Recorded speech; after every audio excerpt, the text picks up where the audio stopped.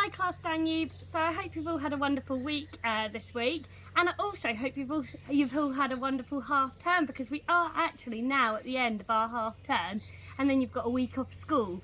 So I know that a lot of you are probably really excited about having a week just to chill out, just to do the things that you want to do.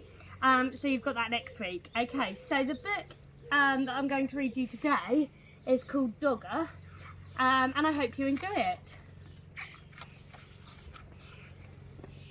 Once there was a soft brown toy called Dogger.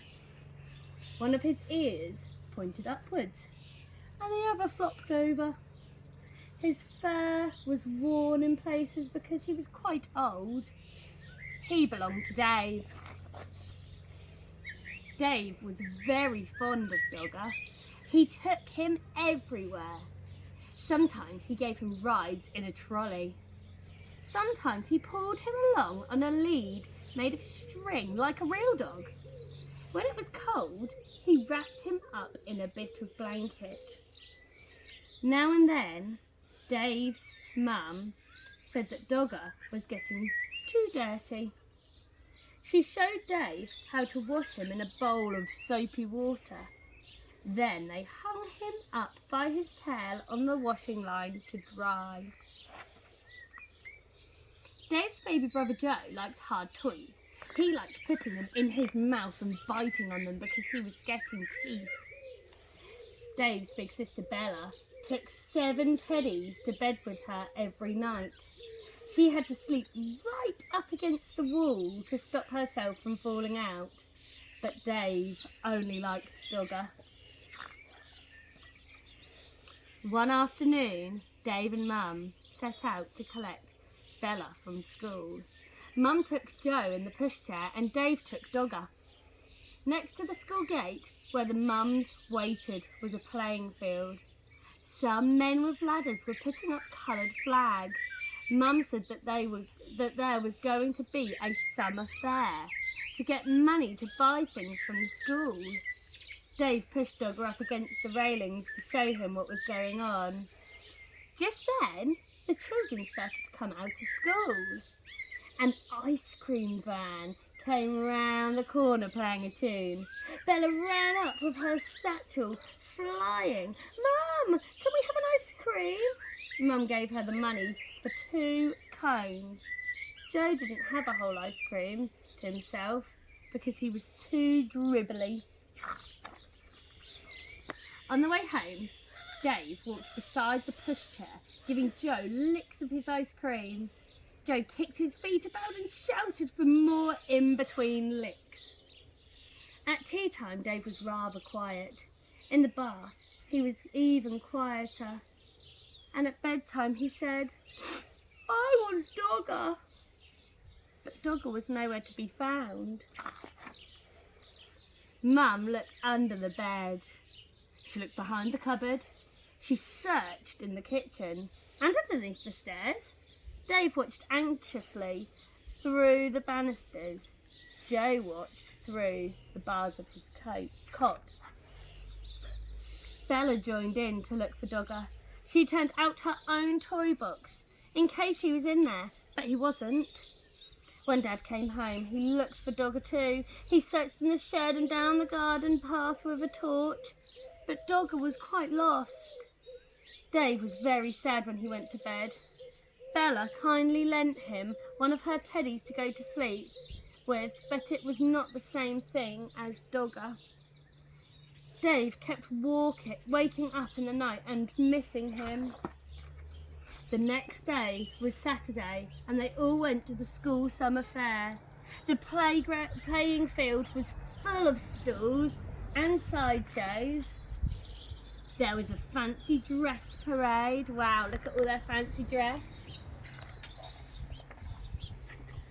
Then there was sports with an egg and spoon race, a wheelbarrow race, and a father's race.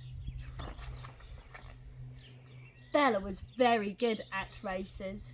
She won the 3-legged race with her friend Barbara.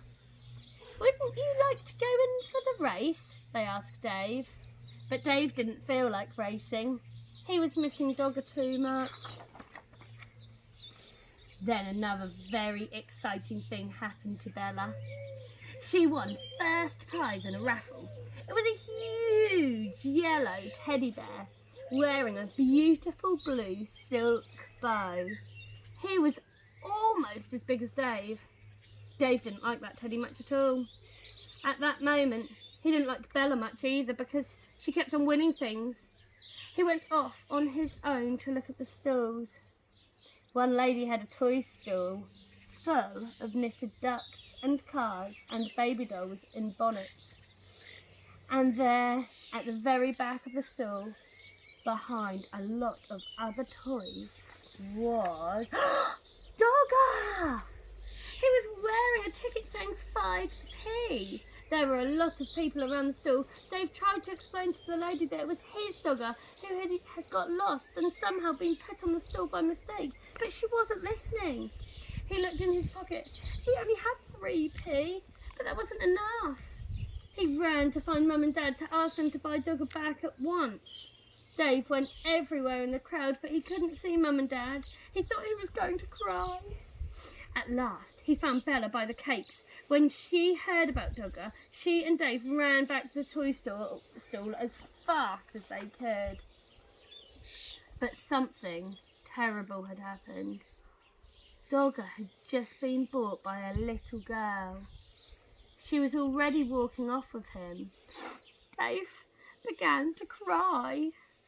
Bella ran after her and tried to explain that Dogger really belonged to Dave and could they please buy him back, but the little girl said no. She said that she had bought Dogger with her own money and she wanted him. She held on to him very tightly. Dave cried and cried and the little girl started to cry too.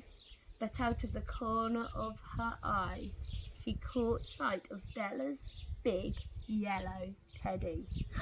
She stopped crying and put her hand out to stroke his beautiful blue silk bow. Then Bella did something very kind. "Would you swap this teddy for my brother's dog then?" she asked. Right away, the little girl stopped crying and began to smile. She held out Dogger to Dave, took the big teddy instead and went off with him in her arms. Then Dave smiled too. He hugged Dogger and he hugged Bella round the waist. "Thank you, Bella," he said. That night, Dave had Dogger in bed beside him. Bella was practicing somersaults. "Shall you miss that big teddy?" Dave asked her. "No," said Bella. I didn't like him much really. He was too big and his eyes were too starey. Anyway, if I had another teddy in my bed there wouldn't be room for me." And then they went to sleep. Okay, I hope you enjoyed the story. So it is Friday, which means that I need to do the Friday dance, of course.